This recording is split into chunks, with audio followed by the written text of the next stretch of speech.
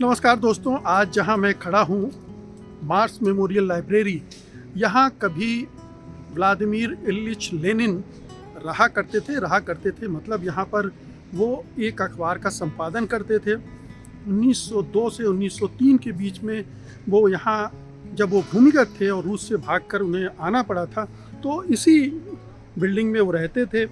वहाँ उनकी मेज़, उनकी कुर्सी, वो सब वहाँ मौजूद है।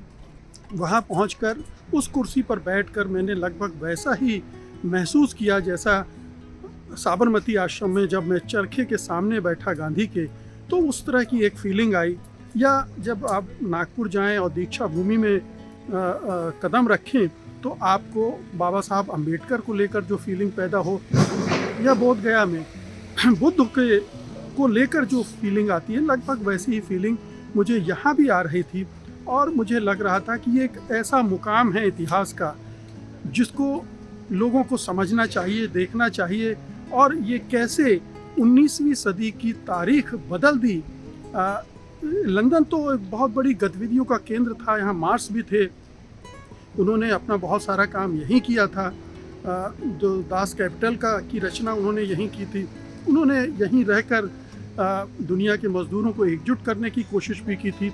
लेकिन मार्क्स ने जो साम्यवाद का आधार तैयार किया, जो उसकी विचारधारा तैयार की और जो उसे अमल में लाने के रास्ते सुझाए, उनका पहला परीक्षण रूस में हुआ। और उस परीक्षण के नायक थे व्लादिमीर इलिच लेनिन यहाँ वहाँ से भागकर आए थे, लेकिन 1903 में फिर वापस चले गए थे। 1917 में रूस में क्रांति हुई थी और उस क्रांति ने दुनिया के नक्शे को अदल बदल दिया था। उस क्रांति ने दुनिया भर के देशों में हलचल मचा दी थी। पूंजीवाद को एक बड़ा खतरा नजर आने लगा था और लगभग 2/3 दुनिया साम्यवादी हो गई थी। पूरा जो विश्व का नक्शा था, हर जगह आप लाल लाल देख सकते थे। रूसी क्रांति के बाद पूरे पूर्वी यूरोप के देशों में क्रांति हुई। आप देखेंगे कि दक्षिणी अमेरिका, लातीनी अमेरिका में उस तरह के बदलाव हुए। फिर चीन भी उससे प्रेरित हुआ और वहाँ माओ ने क्रांति की। तो वो लगातार उसका असर आप पूरी दुनिया में देखते हैं। और बहुत सारे लोगों का तो मानना है कि 20वीं सदी दरअसल रूस की थी। और वो एक छोटी सदी की भी बात करते हैं जो 1917 से शुरू होती है, 1989 में ख़त्म होती है। यानी रूसी क्रांति से शुरू होती है और सोवियत संघ के पतन से ख़त्म होती है। सोवियत संघ और तमाम समाजवादी देशों के इस पूरे समय में, इस पूरे पीरियड में दुनिया भर में बड़े बड़े बदलाव हुए, बड़े बड़े परिवर्तन हुए। दुनिया दो ध्रुवी हो गई, दुनिया दो हिस्सों में बढ़ गई। एक साम्यवादी ब्लॉक था, एक पूंजीवादी ब्लॉक था। दोनों के बीच संघर्ष भी हुआ, विभिन्न देशों में युद्ध हुए। विश्व युद्ध तो खैर उस पृष्ठभूमि में नहीं हुआ, लेकिन विश्व युद्ध में जो रूस की भूमिका थी वो अद्भुत थी। रूस ने दरअसल फांसीवाद से लड़ाई लड़ी और उसे परास्त भी किया, और इसका श्रेय उसे दिया भी जाता है। लेकिन दुखद बात यह थी कि इलिच लेनिन बहुत ज़्यादा नहीं जिए। सोवियत संघ की क्रांति के बाद तो 5-6 वर्षों में के बाद ही उनका निधन हो गया। और फिर जोसेफ स्टालिन ने सत्ता संभाली और उन्होंने फिर अपने ढंग से सोवियत संघ को हाँका। उनके सामने चुनौतियां रही होंगी बुर्जुआजी की, जो साम्यवादी सत्ता को हटाने के लिए हर तरह के षड्यंत्र कर रही थी, और उसमें उन्हें हिंसा का भी सहारा लेना पड़ा होगा। लेकिन बड़े पैमाने पर हिंसा हुई और उसकी आलोचना होती है और सही होती है। लोकतंत्र खत्म हुआ, अभिव्यक्ति की आज़ादी खत्म हुई। ये उस पीरियड की एक बहुत बड़ी खामी थी जिसको लोग रिकॉग्नाइज करते हैं। खैर, ये 19वीं सदी का जो पूरा चरित्र था वो सोवियत संघ की क्रांति ने गढ़ा और उसने पूरी दुनिया भर में मार्क्सवाद, साम्यवाद को फैलाया। तो ये एक पूरा जो आप मेरे पीछे देख रहे हैं मार्क्स मेमोरियल लाइब्रेरी, उस पूरे परिवर्तन का, पूरी क्रांति का एक बहुत ही महत्वपूर्ण बिंदु है। ये तय नहीं है कि कार्ल मार्क्स यहाँ आए थे, लेकिन कहा जा रहा है कि इसी इलाके में उन्होंने एक मज़दूरों की एक सभा भी की थी, उसमें आए थे। और फिर उनकी बेटी ने भी यहाँ पर सक्रियता उस दिशा में दिखाई थी। तो ये पूरा इतिहास है इस पूरे इलाके का। मार्क्सवाद, साम्यवादी क्रांति, रूस की क्रांति, इन तमाम चीज़ों से और इस लिहाज से ये बहुत उल्लेखनीय है इस पड़ाव को याद रखा जाना। आज की तारीख में उन तमाम परिवर्तनों को, उन तमाम संघर्षों को, उन क्रांतियों को याद रखा जाना चाहिए जब पूंजीवादी बहुत हिंसक रूप में, बहुत क्रूर रूप में हमारे सामने अपना चेहरा खोल रहा है। रूस में जब क्रांति हुई उसके बाद जो पूंजीवाद डिफेंसिव हुआ, उसने एक मुखौटा ओढ़ लिया था वेलफेयर स्टेट के नाम पर और ये जताने की कोशिश की थी कि वो मानवीय भी हो सकता है।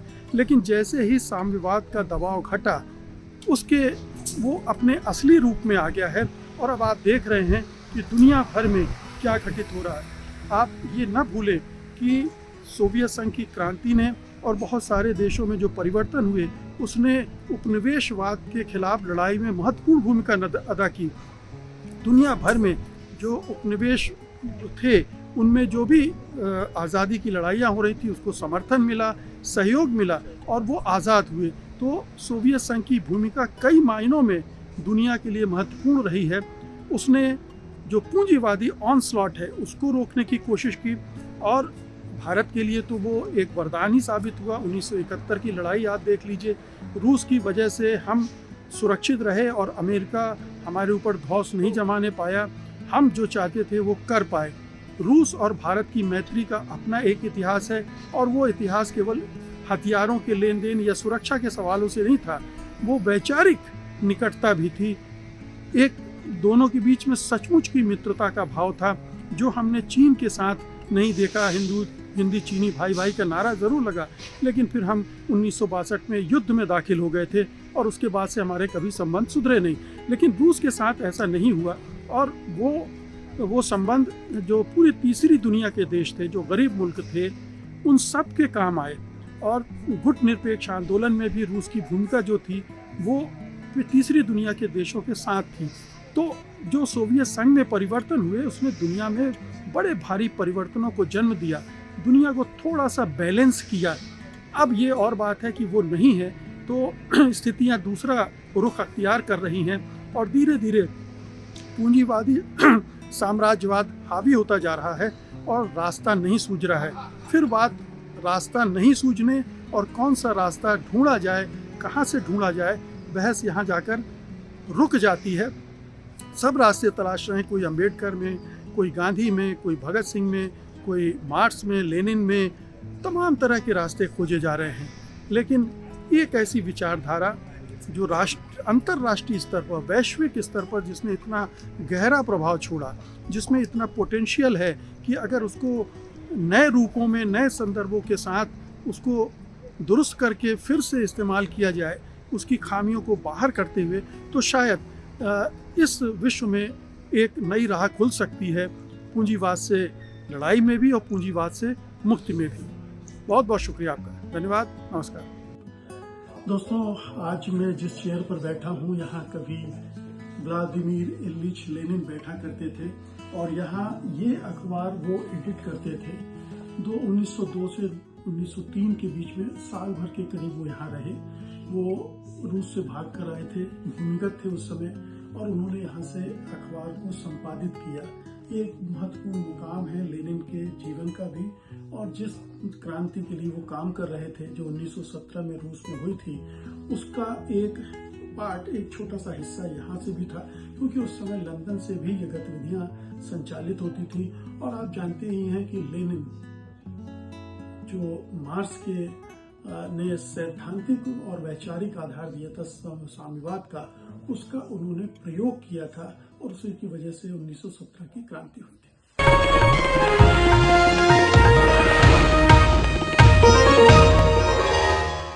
Copyright disclaimer under Section 107 of the Copyright Act 1976. Allowance is made for fair use for purposes such as criticism, comment, news reporting, scholarship, and research. Fair use is a use permitted by copyright statute that might otherwise be infringing.